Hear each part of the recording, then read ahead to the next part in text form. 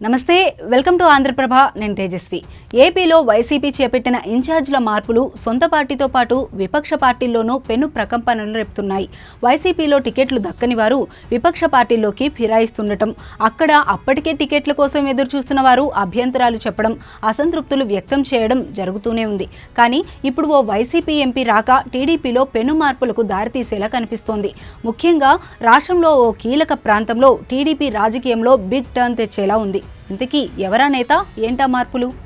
ఏపీలో వైసీపీ ఇన్ఛార్జ్ల మార్పుల్లో సీట్లు కోల్పోయిన ఎంపీల్లో నరసరావుపేట నేత లావు శ్రీకృష్ణదేవరాయలు కూడా ఒకరు.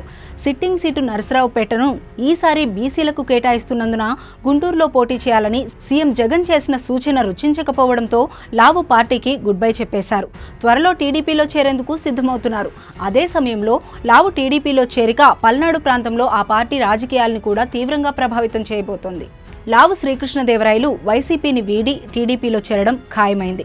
అదే సమయంలో పల్నాడు జిల్లాకు చెందిన వైసీపీ బీసీ విభాగం అధ్యక్షుడు ఎమ్మెల్సీ జంగా కృష్ణమూర్తి కూడా పార్టీని వీడి టీడీపీలో చేరబోతున్నారు. వీరిద్దరూ టీడీపీలో చేరుతున్న ప్రభావం ఇప్పుడు గురజాల అసెంబ్లీ సీటు పైన పడింది.